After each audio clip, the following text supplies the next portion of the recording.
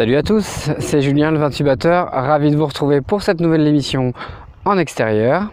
Alors déjà je voulais remercier tous les abonnés de la chaîne qui me suivent depuis maintenant un an. J'espère qu'on va encore passer une année et encore plusieurs années ensemble. Alors aujourd'hui je suis ici sur donc le terroir de Lalande de Pomerol. Comme vous le savez, je suis Libournais. Donc pour ceux qui suivent un petit peu le vin, vous savez que on nomme les vins du Libournais les vins qui viennent donc des appellations Fronsac, Saint-Émilion, Castillon, Franc, mais aussi Pomerol et Lalande de Pomerol.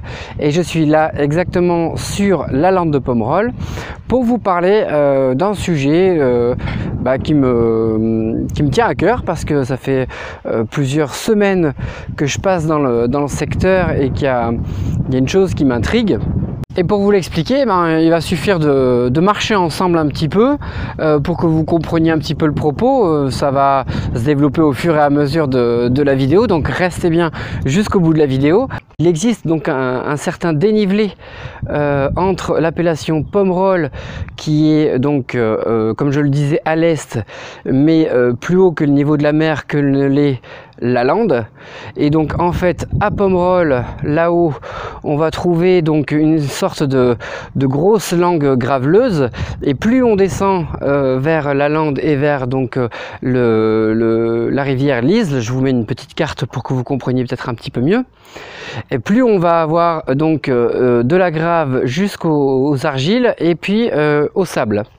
Et donc en fait depuis quelques semaines je prends cette route, et ça m'avait pas choqué outre mesure avant, je sais pas pourquoi, mais là avec l'hiver en fait et donc les vignes à nu, j'ai remarqué étonnamment à un endroit particulier de l'appellation une parcelle qui m'a vraiment interpellé, parce que sur cette zone où on se trouve là sur ce plateau, normalement on est plutôt sur des argiles, et la parcelle que je vais vous montrer, elle a une toute autre physionomie. Et donc en fait j'ai décidé de prendre la caméra et puis de marcher avec vous pour que vous compreniez un petit peu. Techniquement, moi ce qui me choquait, c'est qu'en fait on voit vraiment une rupture au niveau du terroir entre les parcelles comme ici encore, donc qui offre un terroir assez harmonieux, donc d'argile et de grave, et la prochaine parcelle que je vais vous montrer qui elle est entièrement constituée de grave.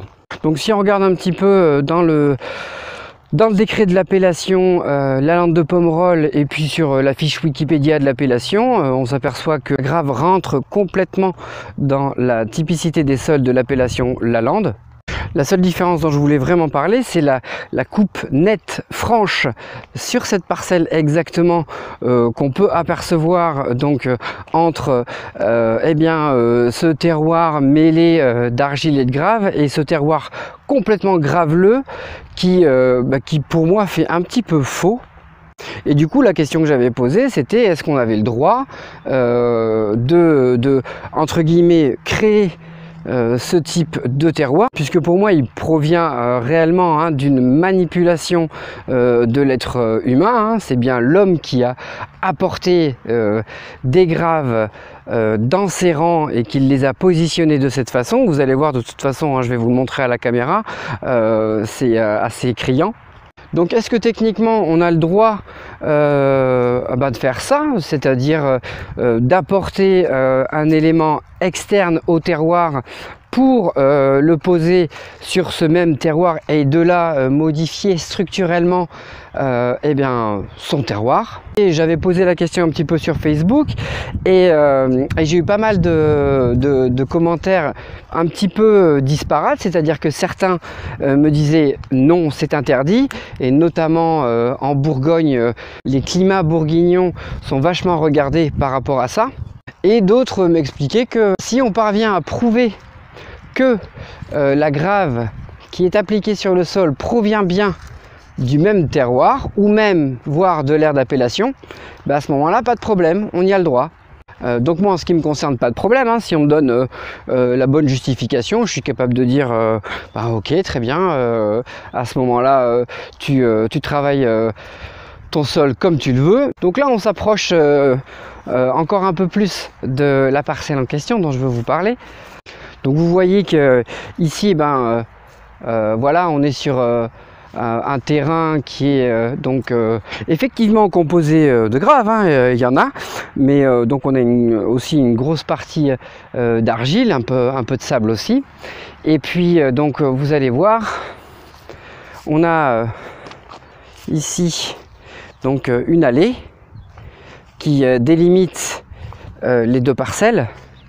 Et quand je vais rentrer dans la parcelle d'à côté, vous allez voir, hop, ici tout de suite vous voyez la différence, c'est-à-dire que tous les rangs ici, alors c'est très joli, hein, sont composés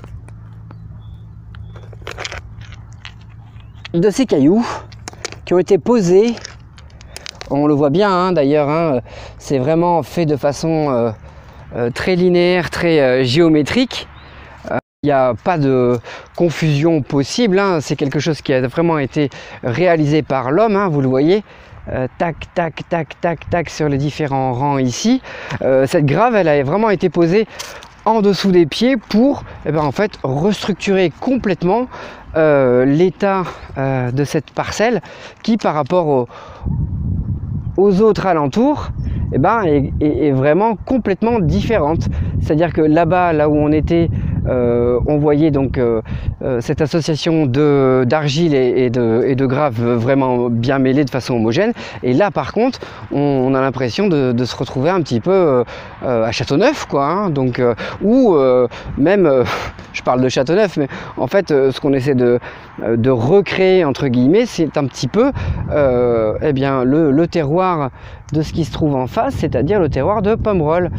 Alors là où je veux en venir, en fait, le propriétaire, en fait, le viticulteur, il est propriétaire de ses vignes et en ce sens, s'il en est propriétaire, il a le droit de faire ce qu'il veut dans, on va dire, le cadre du cahier des charges de l'appellation. Bon, ça c'est acté. Mais le propriétaire, il est aussi, on va dire, garant d'une identité du terroir, d'une certaine image que doit représenter le secteur dans sa globalité.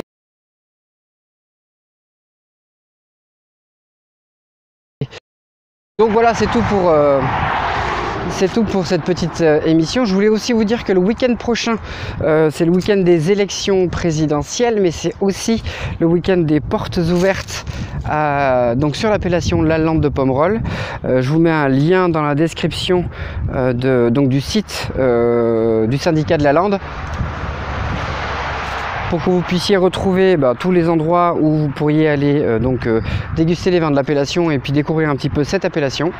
Je vous laisse aussi me dire dans les commentaires ce que vous pensez un petit peu de ce que je viens de vous expliquer, si pour vous ça paraît choquant ou si pour vous c'est complètement normal. Donc je vous laisse vous exprimer dans la zone commentaire. Je vous dis à très bientôt, je vous souhaite de passer une bonne fin de journée et puis on se dit à très bientôt pour une nouvelle émission. Ciao!